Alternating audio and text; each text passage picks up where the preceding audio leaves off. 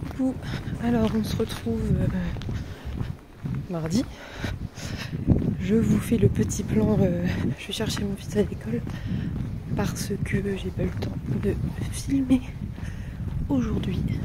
Bref, juste vite fait, j'ai terminé 3 livres depuis le 1er janvier.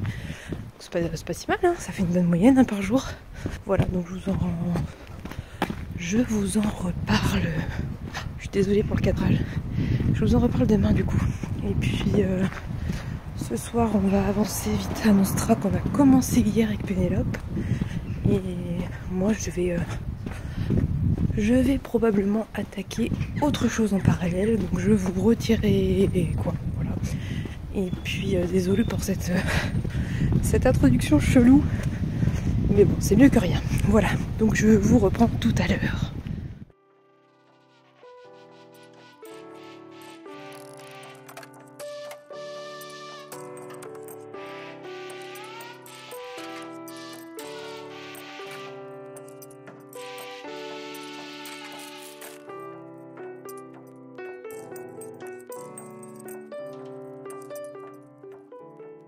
Coucou, alors j'ai fait une intro mais à mon avis elle était toute pourrie donc je sais pas si je l'ai gardée ou pas.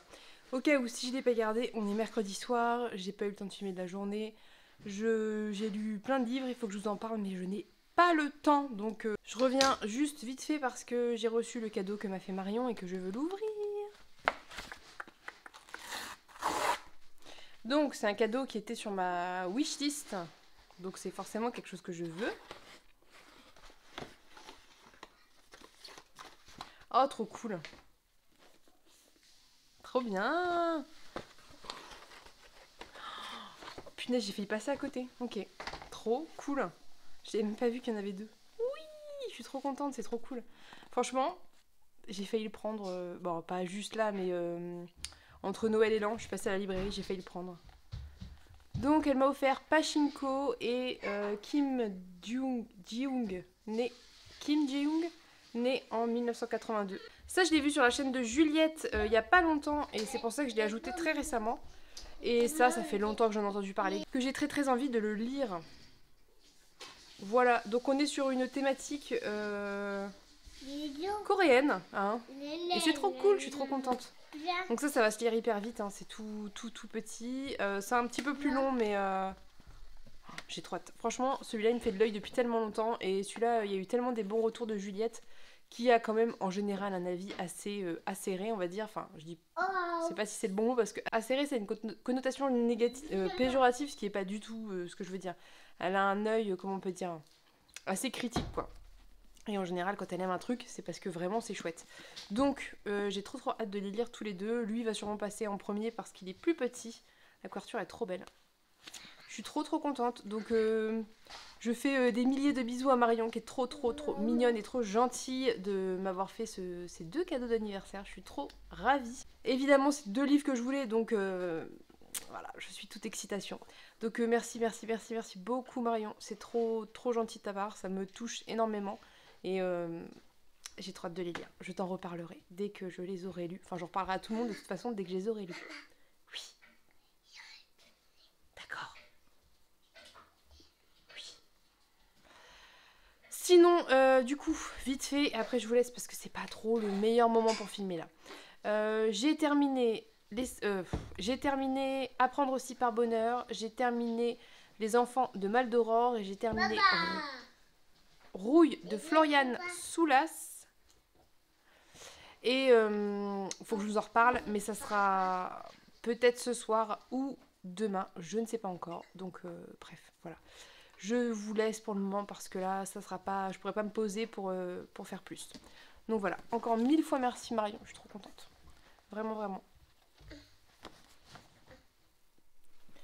Coucou, alors on se retrouve mercredi très tard. Je vais pas tarder à aller me coucher, mais avant ça, je voulais vous faire un petit point lecture parce que je sais pas dans quelle mesure demain j'aurai le temps de filmer. J'ai quelques trucs à vous dire.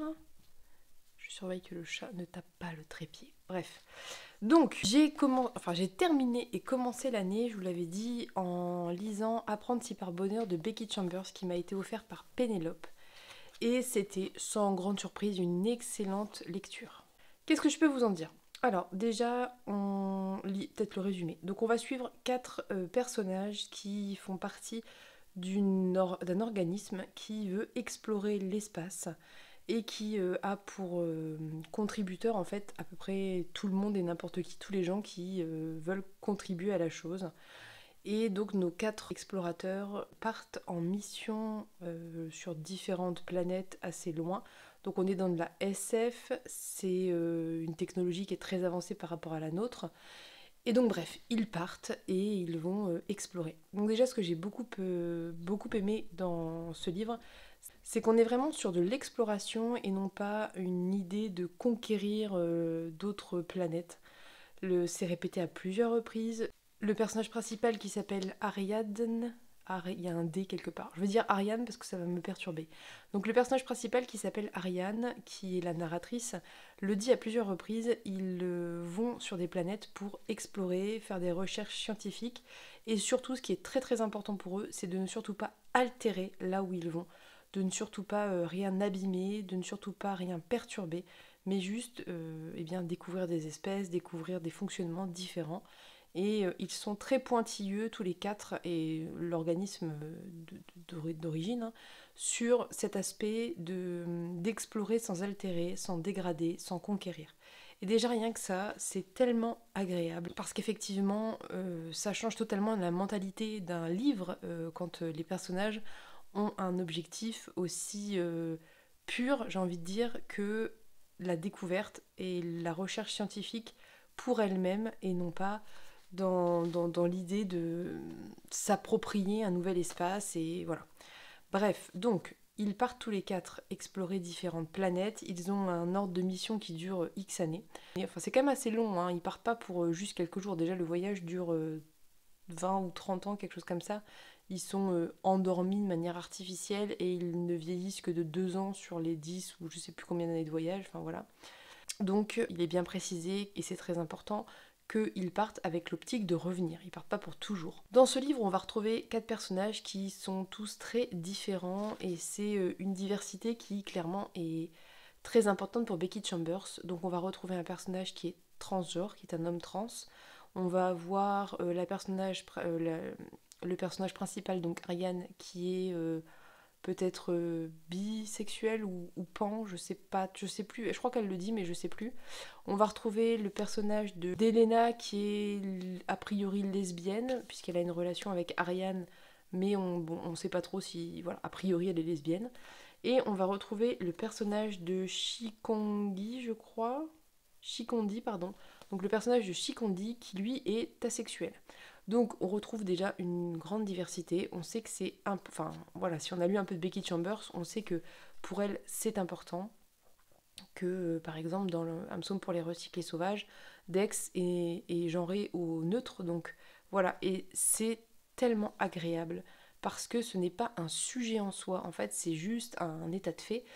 Rien que ça en soi, ça m'avait conquise. Mais à cela s'ajoute eh bien, tout l'aspect humain et relations humaines qui sont tellement saines, tellement respectueuses, tellement douces entre elles que voilà, moi je suis conquise par ces aspects hyper doux en fait. C'est très doux.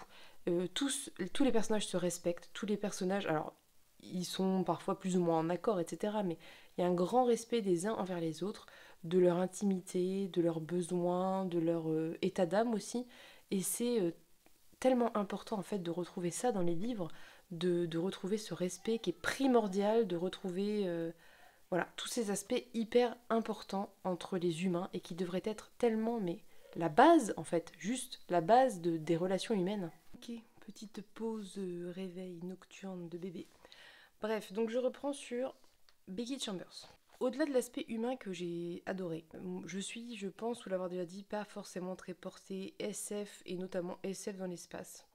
Alors, pas portée SF, ça veut pas dire grand-chose parce que effectivement la SF c'est très large et ça englobe tellement de sous-genres que c'est un peu compliqué de dire je suis pas portée SF. En tout cas, le cliché que j'avais de la SF, donc la SF dans l'espace, à l'origine, c'est pas forcément ce que je préfère. Là, j'ai trouvé que finalement, ça parle d'espace, ça parle de technologie, mais c'est pas forcément le point fort de tout ça, c'est plus un contexte, on va dire. Même si, et en plus de ça, la technologie évoquée est hyper intéressante. Par exemple, des patchs qu'on met et qui permet à votre corps de s'adapter en fonction de là où vous allez. Donc par exemple, à un moment, ils sont sur une planète où il y a très peu de soleil, de luminosité, et ça va leur permettre d'avoir tout le corps recouvert de paillettes qui va refléter la lumière. Enfin bref, c'est hyper intéressant, c'est hyper sympa. Enfin, c'est des trucs auxquels moi, personnellement, je penserais pas et que je trouve chouette dans un bouquin. Après, c'est vrai que j'ai retrouvé aussi ce qui fait que j'aime pas forcément les trucs dans l'espace, c'est l'aspect hyper angoissant. Parce que pour X et Y raison, ils se retrouvent un petit peu isolés à un moment. Et pour moi, c'est vraiment un truc hyper angoissant, quoi. Se retrouver isolé à l'autre bout de la galaxie, voire d'une autre galaxie. Enfin bref, c'est un truc que je trouve hyper angoissant. Je sais pas pourquoi, c'est. Puis vous savez, c'est l'aspect huis clos, quoi. Parce que, effectivement, ils sont toujours dans des espaces assez réduits, puisqu'ils peuvent pas respirer sur d'autres planètes. Donc il y a pas de. Quand ils sortent, ils sont en combinaison, et sinon, ils sont dans des espaces assez étroits et réduits. Et moi, c'est toujours un truc qui m'angoisse un peu. Enfin, qui m'angoisse un peu, ouais, un côté un peu claustro comme ça de ma part. Mais là, c'est quand même bien passé, ça m'a pas plus gêné que ça, on va dire. Un thème qui est très récurrent et qui est très intéressant, c'est le thème de l'enfance qui revient énormément et que j'ai trouvé très chouette. La narratrice et ses congénères vivent toujours un petit peu sous un prisme enfantin, j'allais dire. C'est-à-dire, je m'explique que toutes leurs joies sont aussi puissantes que les joies qu'on ressent quand on est enfant. Par exemple, quand ils débarquent sur une planète et qu'ils découvrent quelque chose, ils ont vraiment cette chose que vous ressentez quand vous êtes enfant et que vous découvrez quelque chose, quoi. Ce truc de c'est nouveau, c'est merveilleux, c'est incroyable. Voilà, le regard enfantin qui n'est pas désabusé, vous voyez, et ils vivent toutes leurs émotions comme ça, et j'ai trouvé ça génial. Que ça soit la joie, la surprise, la déception, la colère, la frustration, tout ça est vécu sous cette espèce d'émotion très pure de l'enfance, alors avec ce que ça implique de bon et de moins bon aussi parfois, hein, parce que évidemment c'est beaucoup plus difficile de gérer sa frustration quand on est un enfant que quand on est a priori adulte. Vous me direz pas pour tout le monde, certes, mais soit. Mais c'est très positif parce que c'est très pur et c'est très sincère et c'est pas surjoué, c'est pas du mensonge, c'est voilà. Et moi j'ai adoré ça et c'est vraiment repris régulièrement dans le récit et on sent que c'est quelque chose de très important pour l'autrice et que moi j'ai adoré. Autre thématique évoquée que j'ai trouvé géniale, et c'est la narratrice qui en parle à plusieurs reprises, c'est le fait que quand ils sont dans l'espace ensemble, ils sont tous les quatre totalement libérés de toutes les contraintes sociales qui existent sur Terre.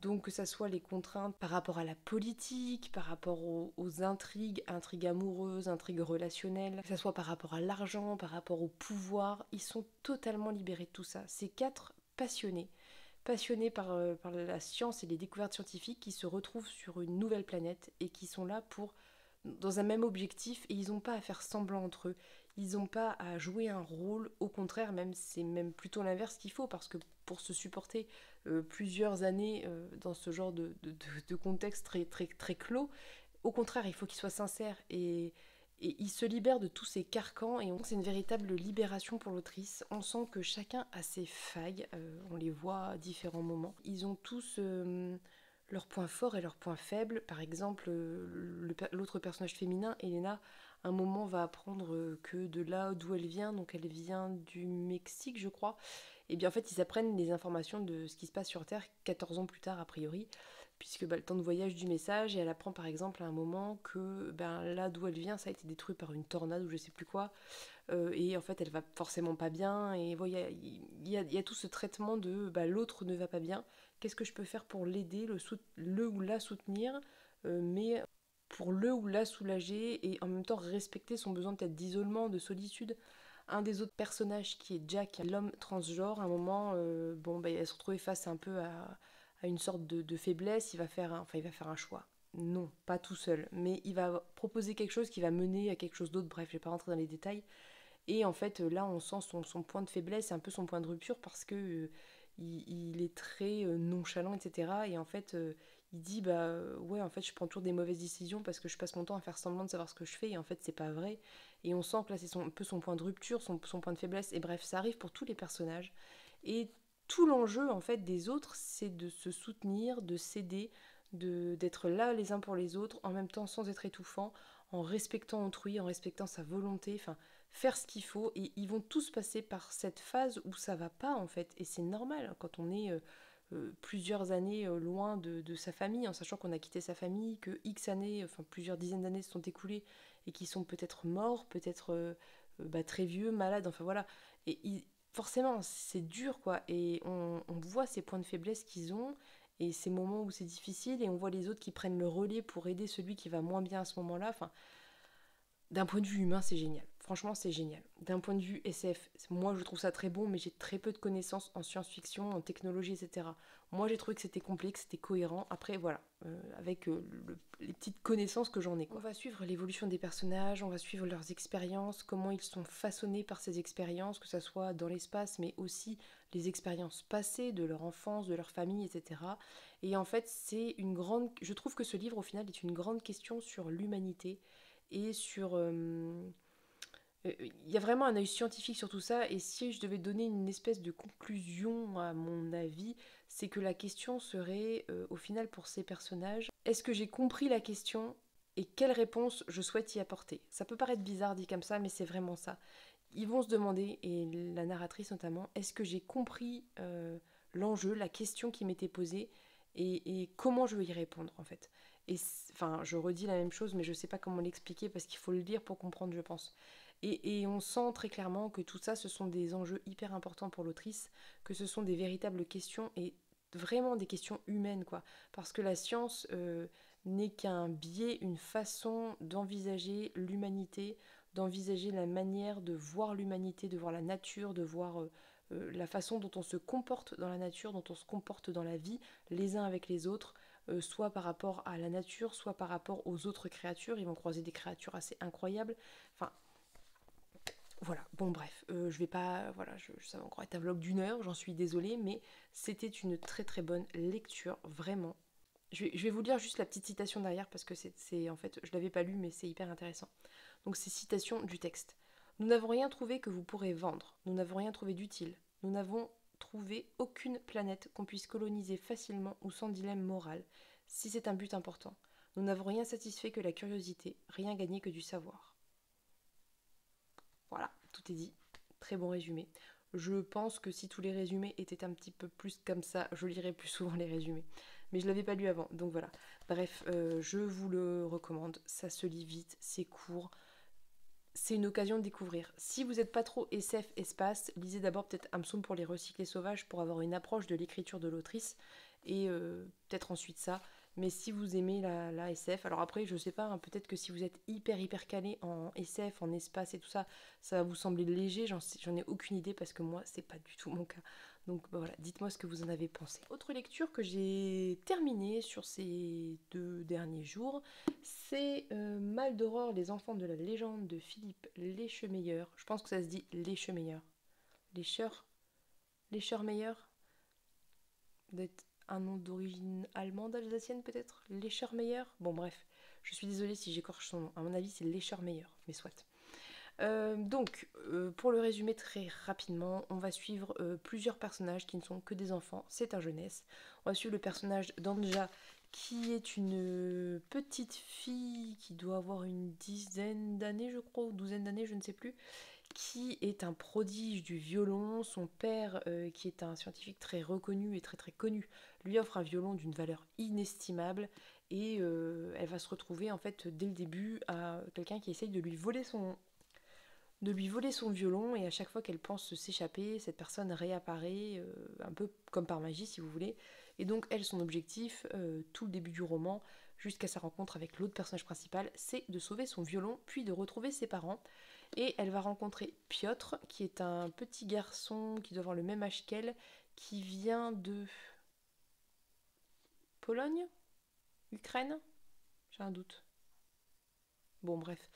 Et qui, lui, s'échappe de chez lui parce que sa grand-mère, qui est très malade, lui donne une liste de médicaments à trouver pour elle. Il doit aller à Kiev, je crois, pour trouver ces médicaments, pour lui sauver la vie. Et il s'échappe de chez lui et de là où vit son tortionnaire, qu'il appelle lui-même l'ogre, qui a priori serait son père, mais j'ai pas de certitude. Et donc les enfants, par X et Y détours, vont se retrouver ensemble et vont vivre une très grande aventure parce que vous imaginez bien que tout ça est lié et tout ça est lié à Maldoror. Ils vont rencontrer deux autres enfants aussi un peu livrés à eux-mêmes et voilà, ça va partir en grande aventure, notamment à travers les pays slaves, l'Ukraine, la Russie, la Sibérie, enfin voilà. Dans cette histoire, on va retrouver pas mal de magie, notamment autour de certains personnages plus que d'autres. Anja est une petite fille qui est assez rationnelle et qui conteste souvent un peu la magie qu'elle peut même parfois voir. Mais Piotr, par exemple, parle avec les insectes et arrive à les appeler et à leur demander parfois de l'aide. On va voir un autre personnage par la suite qui s'appelle, je ne sais plus comment, Yorn.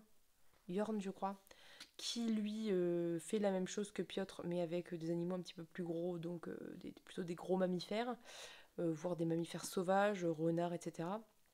Bref, on va retrouver deux petits enfants qui vivent dans une roulotte et qui sont d'origine gitane, j'imagine, qui, pareil, semblent un peu manier la magie. Bref, il y a pas mal de magie, et en même temps, c'est assez peu expliqué. C'est un tome qui est quand même assez introductif dans la mesure où il se passe plein de trucs, mais en même temps, on a peu de choses expliquées. Donc on voit plein d'événements se passer sans avoir vraiment d'explication à tout ça.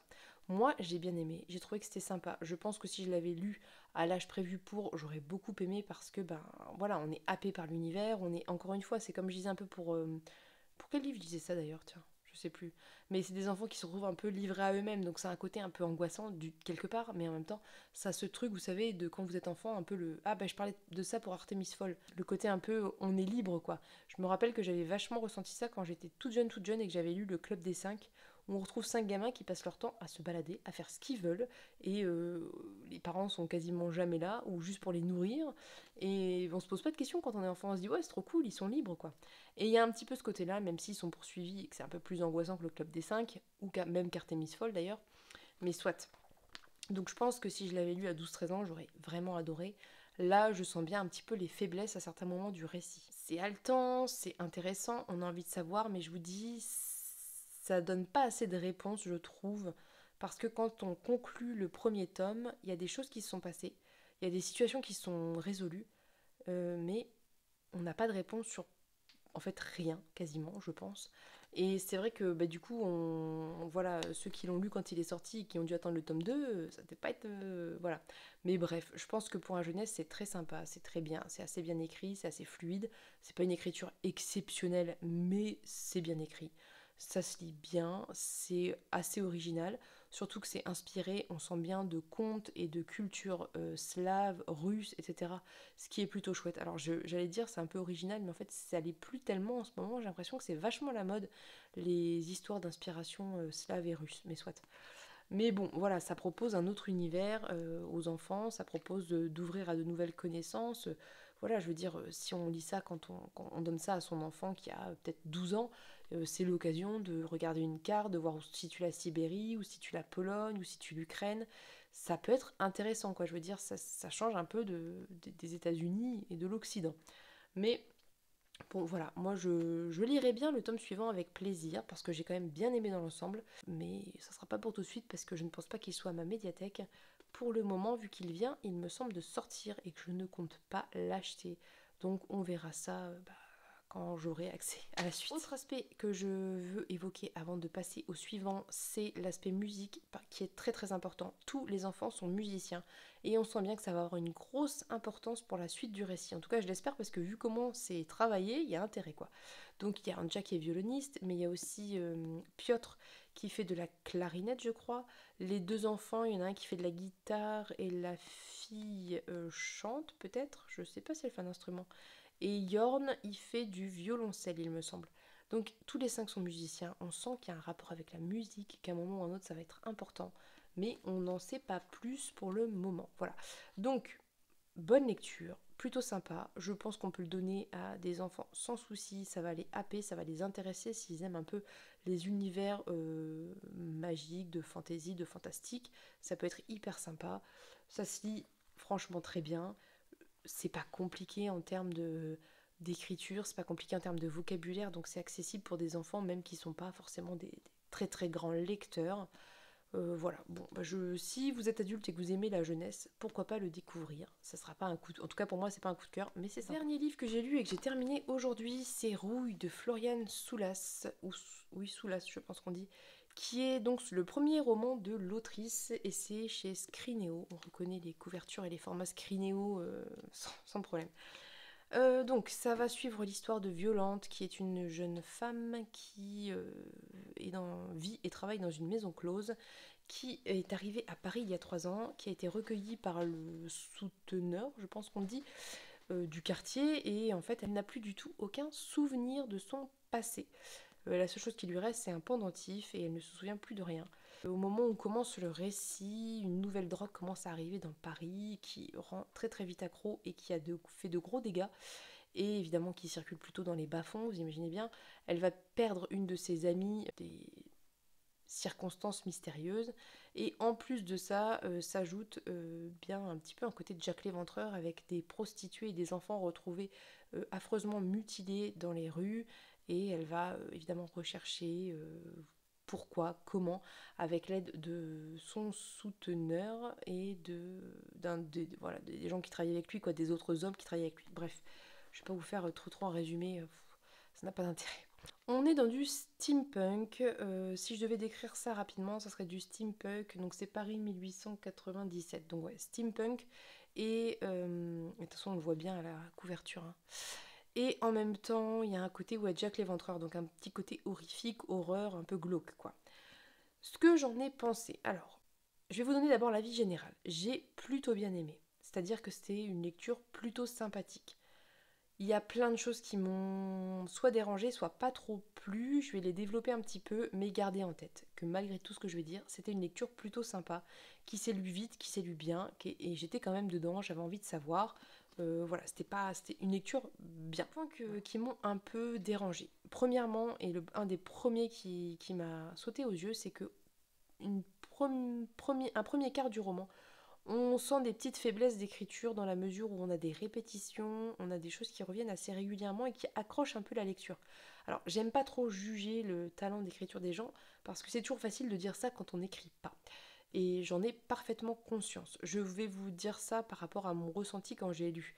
Parce que c'est pas parce qu'une écriture est pas incroyable, exceptionnellement, voilà, que c'est mauvais. C'est juste que ce qui m'a dérangé là, c'était le côté répétition. Certaines expressions qui revenaient, certaines expressions un peu clichés qu'on retrouvait, comme le glaçon qui passe le long de la colonne vertébrale, enfin, ce genre de truc que moi je suis pas trop fan en fait. Ça a tendance un peu à accrocher ma lecture et ouais, à me stopper dans ma lecture. Sinon, dans l'ensemble, c'est plutôt bien écrit, c'est fluide, ça se lit bien.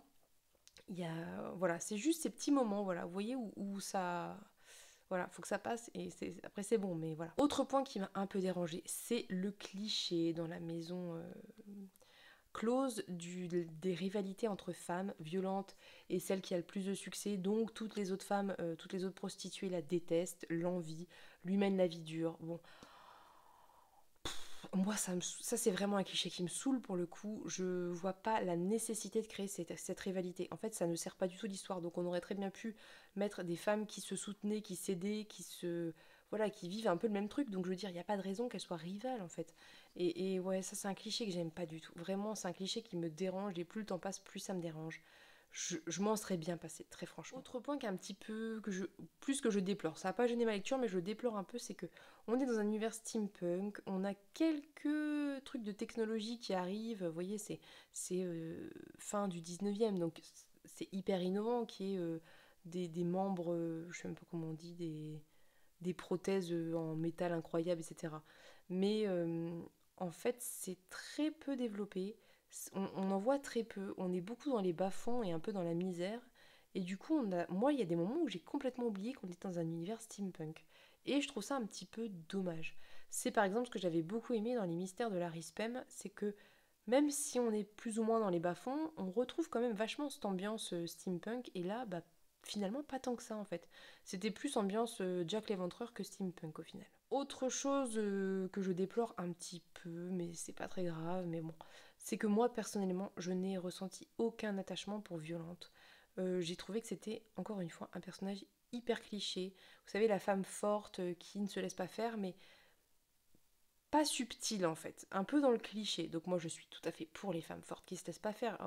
Au contraire, hein, je trouve ça génial.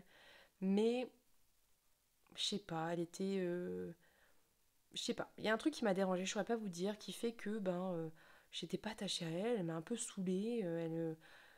Quand elle se laissait pas faire, c'était... je sais pas vous dire, bon, c'est propre à chacun, je pense en fait, hein. Moi, personnellement, je me suis pas attachée à elle, je l'ai pas plus appréciée que ça. Plein de fois, elle m'agaçait un petit peu. Les autres, ceci dit, les autres prostituées qui travaillaient avec elle encore plus qu'elle, donc bon, voilà. Mais bon, je sais pas, j'étais pas attachée à elle, j'étais pas. Il aurait pu lui arriver n'importe quoi, ça m'aurait pas plus touché que ça. Alors en soi, ça me dérange pas forcément, j'ai pas forcément besoin d'être attachée au personnage. Mais là, ça avait tendance un peu parfois à dériver dans l'agacement vis-à-vis d'elle, donc là c'est un peu plus embêtant. Bref, bon, je sais, voilà. J'étais plus attachée au personnage masculin au final, ce qui est un petit peu dommage quand on voit que la plupart des personnages sont féminins et que c'est un peu que plutôt des héroïnes, et que les personnages masculins sont a priori plutôt des antagonistes, mais ouais, au final, on est plus attaché au personnage de Jules ou voire au personnage de Léon qu'au personnage de Violante. C'est un peu dommage vu que c'est un peu eux les tortionnaires quand même, c'est un peu Léon c'est le souteneur, c'est un peu lui qui fait de Violante une prostituée, enfin qui la prostitue contre son gré parce que la prostitution en soi si elle avait été ok avec ça, y a pas de problème, mais là en l'occurrence elle l'est pas.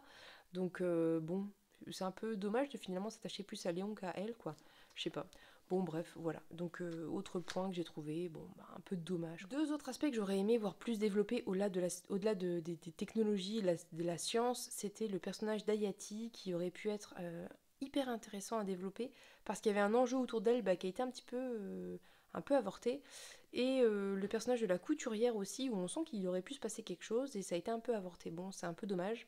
C'est pas très grave, ça gâche pas l'histoire en soi, mais c'est vrai que c'est deux personnages auxquels j'aurais aimé en voir plus en fait, parce qu'on sentait qu'il y avait quelque chose qui pouvait être creusé, qui n'a pas été quoi. Sinon, dernier point que je vais évoquer un peu en négatif, je précise encore une fois, je ne veux pas du tout défoncer le roman, je trouve que c'est franchement bien, c'est plutôt bon, mais il y a des choses qui m'ont dérangé, donc je le dis, mais dans l'ensemble, il y a plein de points positifs aussi. Mais soit, j'ai trouvé sur la fin que c'était un peu longué, le dernier quart, je dirais, j'en avais un peu marre. Je pense qu'il y a un moment donné un truc qui a pas bien joué, je sais pas trop ce que c'est.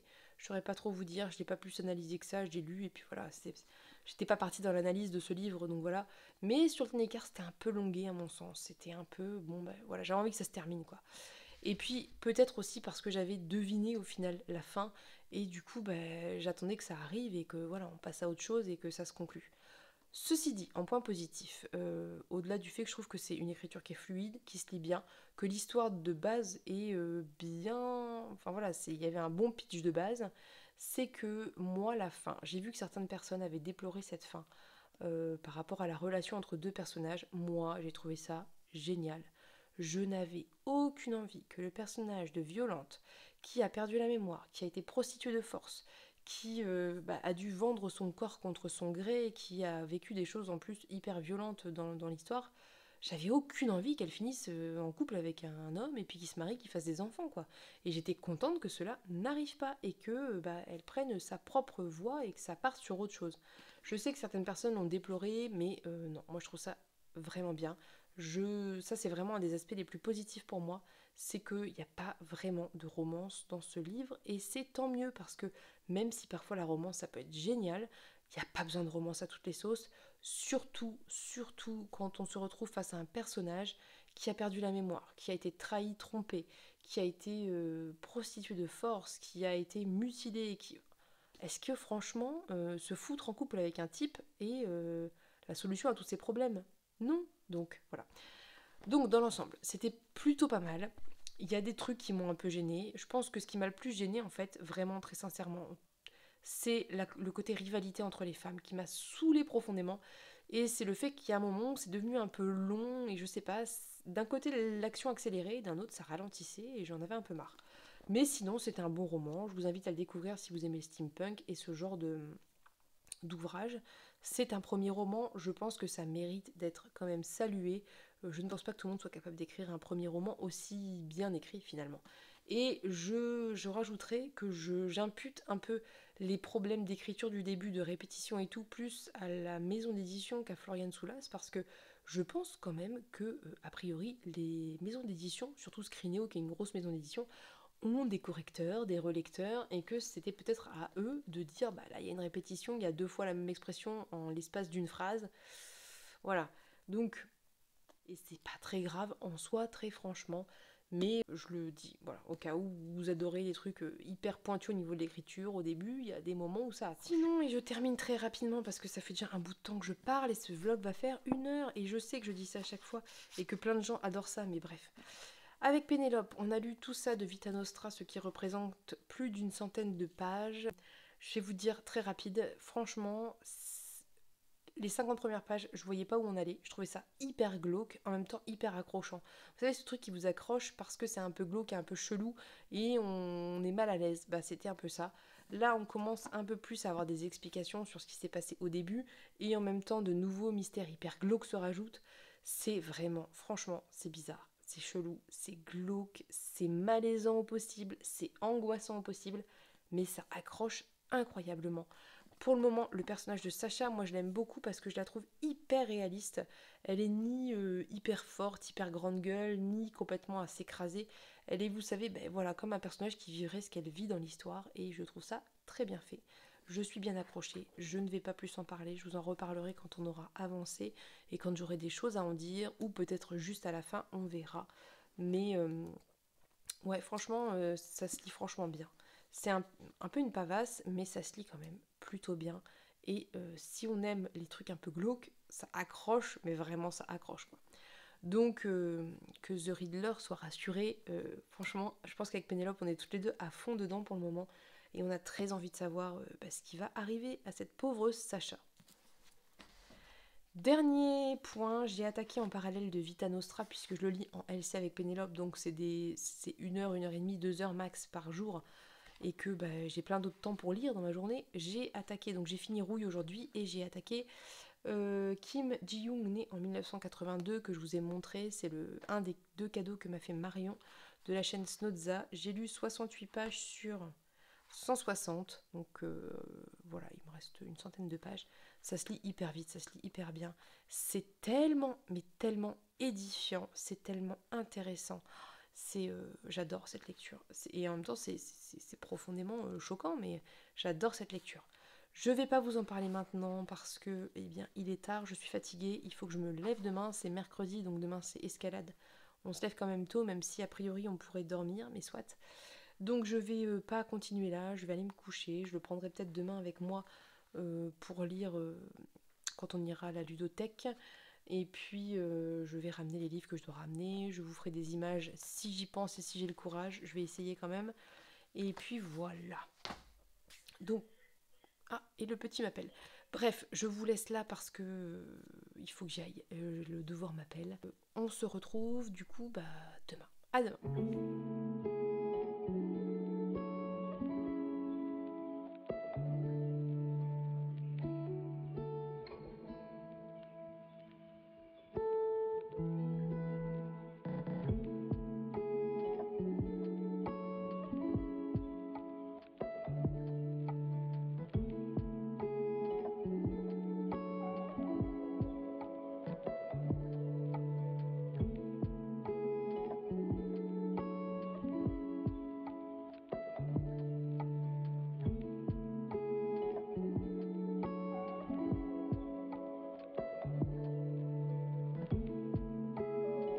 Coucou, alors on est mercredi, ce matin comme d'hab, médiathèque, librairie, tout ça.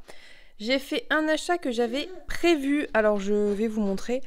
Avec The Riddler, on a dit qu'on n'achetait pas ce mois-ci parce qu'on a assez à lire l'une et l'autre, mais j'avais quand même prévu un achat, donc je l'ai fait. Et puis j'en ai un autre que j'ai prévu pour la lecture commune de Paper Palace, donc voilà, mais normalement...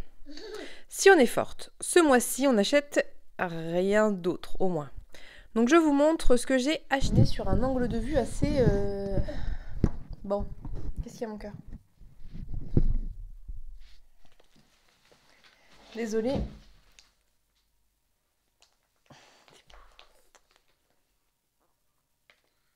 Alors, qu'est-ce que j'ai acheté? Je suis désolée pour l'angle pourri, mais flemme. J'ai acheté la parabole des talents d'Octavia Butler. J'ai lu quand on était à la ludothèque et que mon fils jouait avec des enfants de son âge et que je n'avais évidemment pas pris celui-ci. J'ai attaqué celui-ci, j'ai lu un chapitre. Et ça démarre sur les chapeaux de roue, donc j'ai très envie de le lire. Mais il faut d'abord que je termine ce que j'ai en cours, à savoir celui-ci qui est assez incroyable et qui va pas faire long feu. Vita Nostra. Bon, Vita Nostra, c'est un peu différent, c'est une LC, donc c'est un peu hors... Oui, il y a mon trépied qui est juste là, vous voyez. Là, j'ai eu la flemme. Bref, Vita Nostra, c'est un peu particulier, c'est une LC, donc ça compte pas vraiment dans... Enfin, c'est un peu un compte à part, on va dire. Et c'est c'est tout, du coup, j'ai rien d'autre en cours, là. Non. Par contre, j'ai quand même des livres à finir pour la médiathèque. Vraiment, il faut... Oui. Il faut vraiment que je me bouge pour les terminer. Et puis, il faut que je me bouge pour plein de trucs, en fait, hein, parce que là, je devais filmer, mais en fait, j'ai eu la flemme. Donc, j'ai pas filmé, mais j'ai plein de trucs à filmer. Il faut que je fasse ma palle pour le Sororité Challenge qui a commencé il y a 4 jours et j'ai rien foutu. Bon, j'ai lu des autrices, hein, ceci dit, mais j'ai pas fait de palle, j'ai rien foutu. Et voilà. Je sais que demain, ça va être chaud pour filmer, donc à mon avis, bon, je suis pas sûre qu'il y ait des plans, enfin, pas grand-chose demain. Il y aura sûrement pas grand-chose demain, mais c'est pas grave. Et puis, je reviens plus tard pour vous parler de ça, parce que je pense que je l'aurai fini, hein, concrètement. Ça fait 160 pages, j'en suis page 92. Voilà, donc je reviens vous parler de Kim Ji-young, qui est une... C'est un super livre, hein. Franchement, ça se lit tout seul en plus. Et puis, la parabole des talents, il est plus gros que l'autre, je pense. Ah l'autre, je l'ai monté, donc bon, on peut pas comparer. Il est un peu plus gros que l'autre, je pense. Franchement... Vous allez trouver ça peut-être abusé, mais ça me rend trop triste de me dire qu'on ne saura jamais la suite, parce que j'ai l'impression qu'elle était un peu partie, Octavia Butler, sur une idée peut-être de reconstruction de la société suite à ce qui s'est passé. Donc là, on parle enfin de ce qui s'est passé, et en fait de génération en génération, quelque chose comme ça, et du coup, voilà, on ne saura pas malheureusement là où elle voulait en venir, et c'est bien dommage parce que, voilà, on sent bien que c'est pas anodin, quoi. Bref, c'était une vraie réflexion. Mais soit, c'est comme ça, c'est la vie. Que voulez-vous? Donc, il fait plus de 500 pages, celui-là. Je sais plus combien faisait l'autre, mais il me paraît... De mémoire, il était plus petit. Voilà, donc je ne sais pas si c'est... Je pense qu'après Kim Ji-young, je vais quand même lire un livre médiathèque. Je suis désolée, hein, le plan est incroyablement pas cadré. Après Kim Ji-young, je pense que je vais lire un livre médiathèque et je sais pas lequel. Et puis après, peut-être que j'attaquerai soit la parabole des talents, soit un des nombreux livres que j'ai achetés et que je n'ai pas lu parce que je passe mon temps à emprunter des livres à la médiathèque. Et d'ailleurs, aujourd'hui, je n'ai rien emprunté à la médiathèque alors que j'avais une réservation qui était arrivée, mais bon, non, parce que sinon, je connais le truc, voilà. Et en plus de ça, j'ai quand même regardé les mangas en me disant, au pire, si j'emprunte un manga, ça va, ça se lit, enfin, c'est rapide. Et aucun de ceux que je cherchais n'y était. Il n'y avait plus les tomes que je cherchais, en fait. Ils étaient tous empruntés, donc ça a réglé le problème. Voilà. Je vais vous laisser... Il y a le petit qui fait des bêtises. Je vais vous laisser. Je vais peut-être essayer de filmer quand même. Et puis voilà. À plus tard.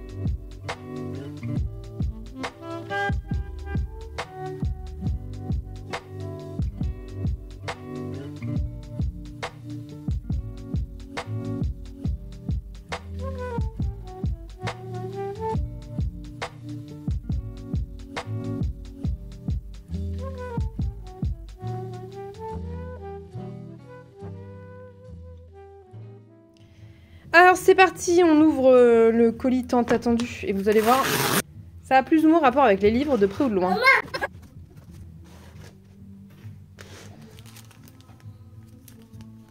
Trop mignon.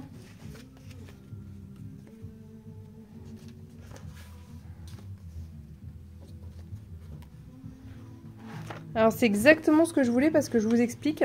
C'est la reliure qui est cousue mais qui est pas collée là. Donc du coup, même la première page, hop, elle s'ouvre en grand. C'est trop bien. Donc voilà, trop contente, il est trop beau.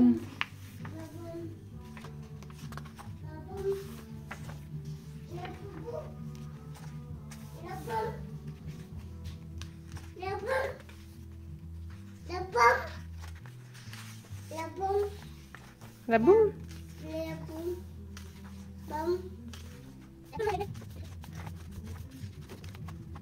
Voilà, je peux chercher trop, ça trop. Et à la fin, il y a des pages dispo, ce qui sera parfait. Donc pourquoi j'ai acheté un agenda? Bah déjà parce que c'est pratique. Et puis, là il y a une pochette. Et puis parce que en fait, je me rends compte que pour YouTube aussi, j'en ai besoin concrètement. La lumière, ça va pas être ça là. Ok, je vous reprends debout parce que bah, c'est plus facile.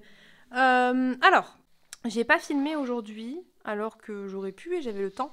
Mais en fait, finalement, le matin, je me suis reposée parce que j'étais claquée. Et l'après-midi, eh bien, j'ai fait plein de trucs, donc je vous montre. Donc, je suis allée chercher un livre pour mon frère parce qu'il le trouvait plus à côté de chez lui.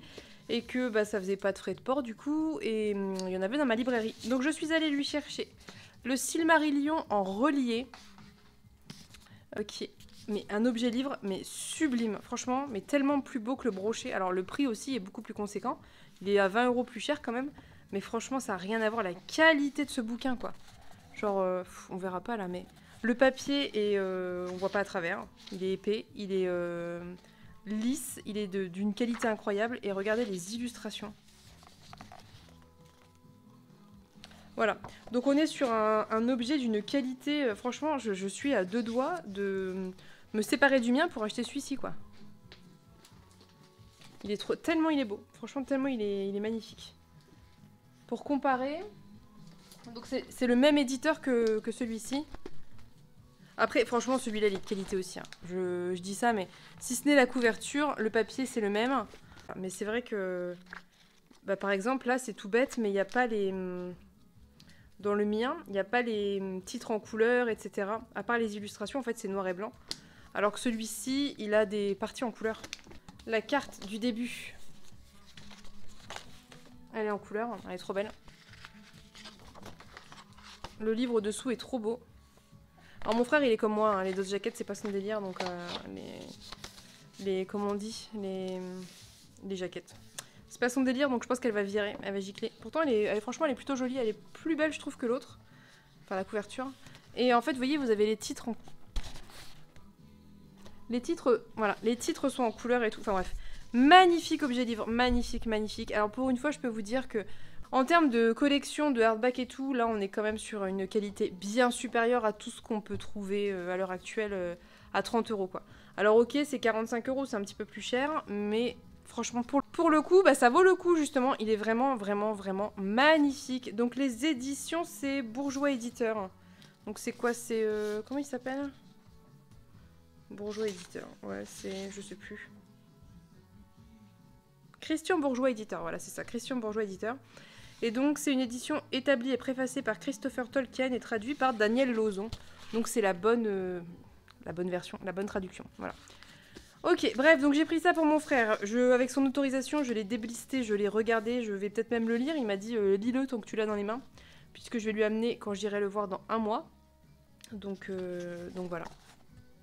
Peut-être que je vais le lire dans cette édition, et puis si vraiment, vraiment je trouve que c'est si incroyable que ça, je me le prendrai, puisqu'il y en avait encore à ma librairie. Et pour moi, je me suis pris La fille de la supérette de Sayaka Murata, parce que c'est la lecture commune du Patreon de Paper Palace en janvier. Donc voilà, je vais le lire, c'est très court. Ça rentre dans mon envie de lire plus d'auteurs et surtout autrices d'origine ou asiatique. Voilà, ça c'était un achat prévu pour le coup.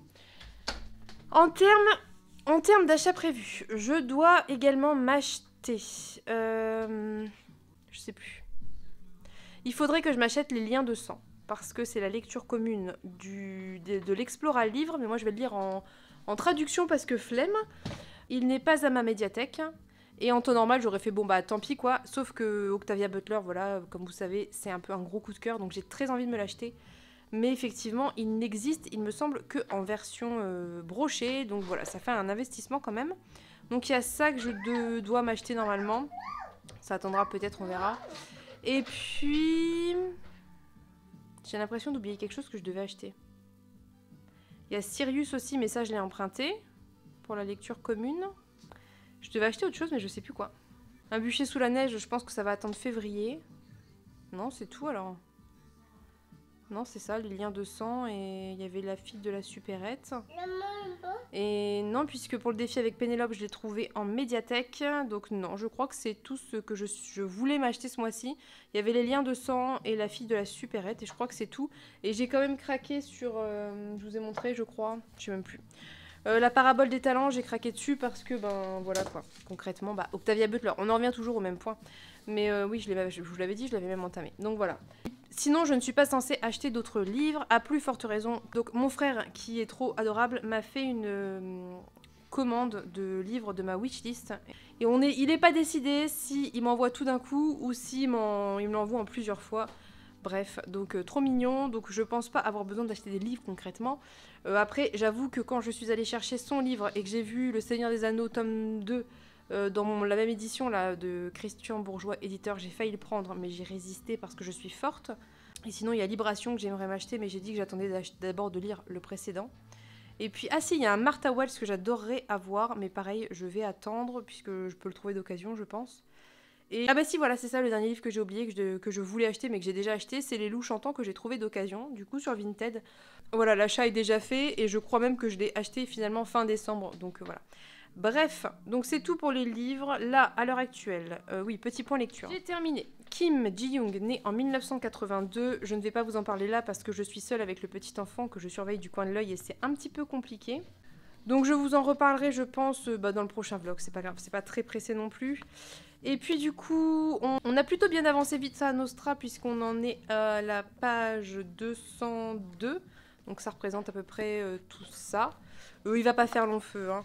Pour Vita Nostra, je vais vous faire un petit bilan de parcours. Très sincèrement, c'est un des livres les plus malaisants que je n'ai jamais lu de ma vie. Et c'est malsain, c'est malaisant, c'est gênant, c'est glauque, c'est tout ce que vous voulez, mais c'est hyper addictif.